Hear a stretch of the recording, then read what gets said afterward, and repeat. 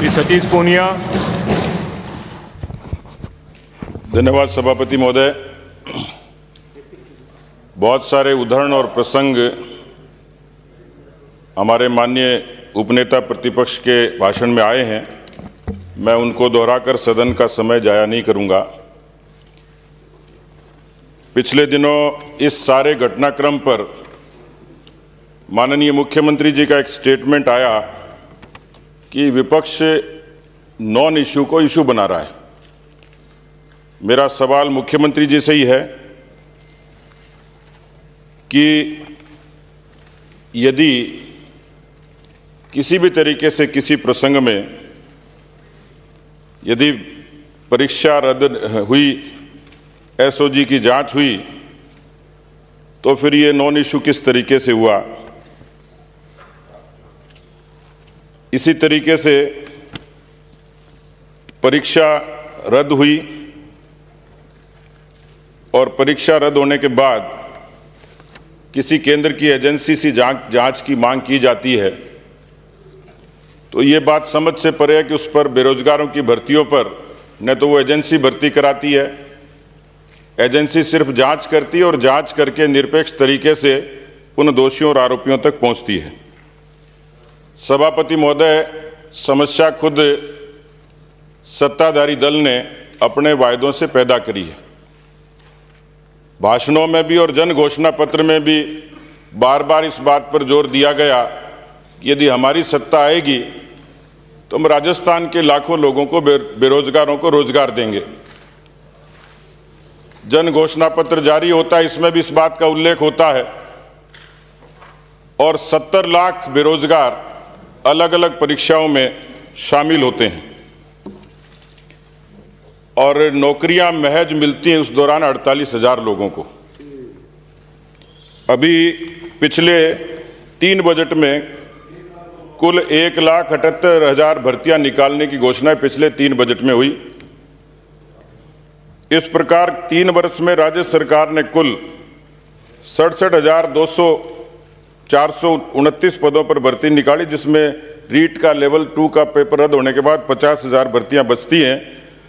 अभी असत्य इसलिए पकड़ा जाता है कि महामहिम राज्यपाल के अभिभाषण में ये कहा गया, 2022 और 23 के अभिभाषण में बताया कि 1 लाख से अधिक पदों पर नियुक्तियां दी जा चुकी और 94,000 पदों पर भर्ती प्रक्रिया विचाराधीन है। 3 साल में 1 लाख लोगों को कैसे दे दी, इसका कोई जवाब अभी तक सरकार ने दिया नहीं। और 3 साल में जेईएन, कांस्टेबल, लाइब्रेरियन, रीट, पटवारी, एसआई, इनकी सारी भर्तियां पेपर आउट होने से रद्द हो गई और 15 से अधिक भर्तियां प्रशासनिक और अन्य कारणों से रद्द हो गई। ये सरकार के कामकाज की एक वानगी है। 30 लाख ऐसे बेरोजगार हैं जिनको ये भरोसा था कि उनको बेरोजगारी भत्ता दिया जाएगा।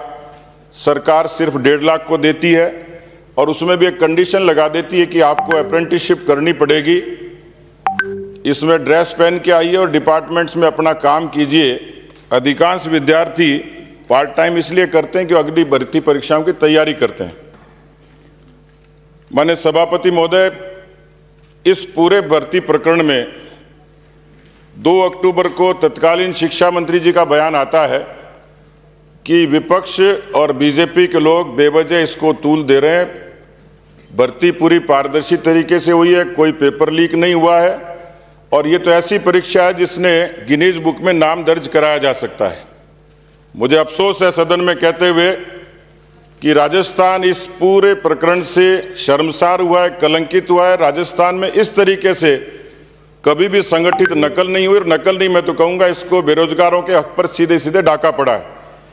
और वानगी यह है कि इस पूरे रीट के मामले में उदयपुर के एक नौजवान की इसलिए हत्या कर दी जाती है कि वो रीट में परीक्षा में पास होने के लिए, पेपर के लिए किसी संचालक को पैसे देता है, कोचिंग संचालक को, और वही कोचिंग संचालक उसकी हत्या कर देता है।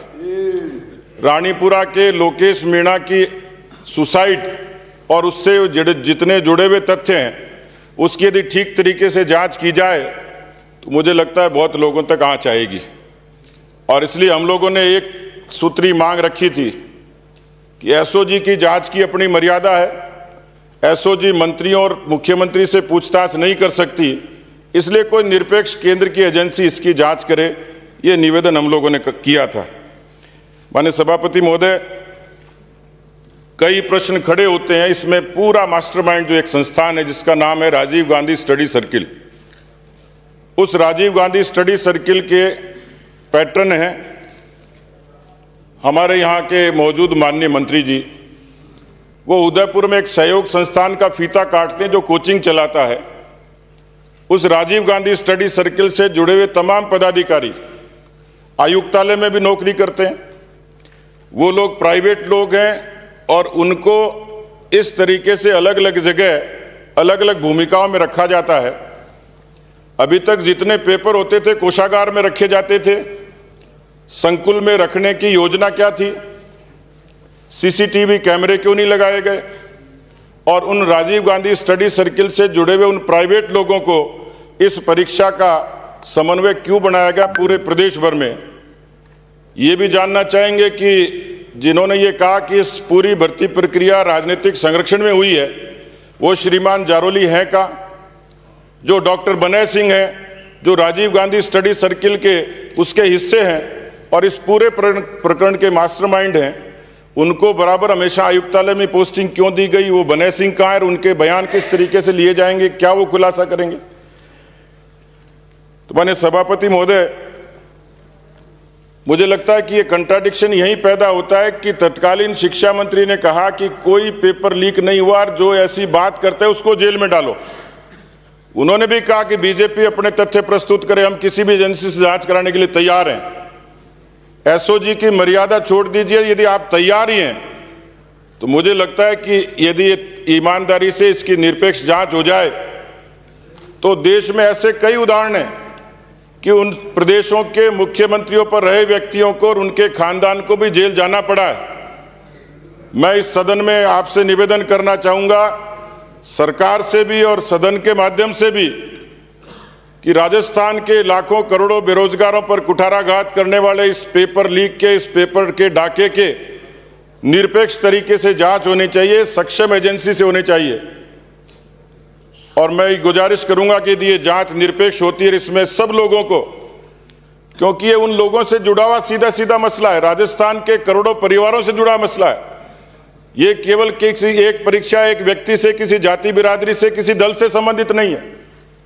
और ऐसे मसलों पर दल से ऊपर उठकर भी मुझे लगता है कि उन करोड़ों बेरोजगारों के भविष्य के लिए ईमानदारी के साथ, ताकि कोई भविष्य में इस तरीके की कार्रवाई करने की हिम्मत नहीं करे। ये सिलसिले हो सकता है पहले भी हो, लेकिन छोटे परिमाण में थे, उसके बाद से, लेकिन 2019 के बाद लगातार 29 दिसंबर को परीक्षा पुस्तकालय अध्यक्ष की हुई, 25 सितंबर को पुस्तकालय अध्यक्ष ग्रेड 3 की हुई, जेईएन की हुई, 23 अक्टूबर को पटवार की हुई, राजस्थान उपनिरीक्षक की हुई, 14 सितंबर को फिर एसआई की हुई, रीट 21 की हुई और 26 सितंबर को वापस रीट 21 की हुई। इसमें इन सारे प्रकरणों में अधिकांश लोग तो फरार हैं, बहुत सारे मामले लंबित हैं।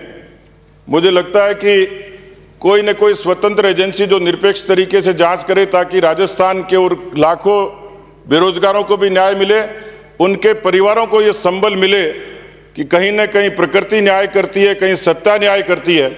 और इसलिए सभापति महोदय, मैं ये मांग करूंगा कि उन लाखों करोड़ों बेरोजगारों के जो कुठाराघात हुआ उसमें कोई भी दोषी है। और मुझे खुशी हुई कि इसी सदन के एक माननीय मंत्री ने कहा कि इसमें कोई भी लोग शामिल हो, चाहे मुख्यमंत्री क्यों नहीं हो, चाहे मंत्री क्यों नहीं हो, यदि इसमें जांच की आंच उन तक भी आती है तो निरपेक्ष तरीके से कार्रवाई हो, ताकि राजस्थान में एक उदाहरण पेश हो। और ये उदाहरण गिनीज बुक में इस रूप में नहीं हो कि संगठित गिरोह और नकल राजस्थान में काम करते हैं। गिनीज बुक में नाम इस रूप में दर्ज होना चाहिए कि राजस्थान में जो लाखों बेरोजगारों के साथ अन्याय करता है, कुठाराघात करता है, उनको जेल के शिक्षे दिखाने की भी हिम्मत कोई राजस्थान की सरकार और कोई एजेंसी कर सकती है तो मैं समझता हूं कि राजस्थान के उन बेरोजगारों के साथ न्याय होगा। नहीं तो लीपापोती होगी और इस पूरे घटनाक्रम का दोषी कोई होगा तो राजस्थान की पूरी सरकार होगी। इसलिए मेरा निवेदन है कि कोई किसी को बचाने की कोशिश नहीं करे। नैतिकता और ईमान है तो ये बातें सच्चाई के साथ सबके सामने आनी चाहिए। धन्यवाद।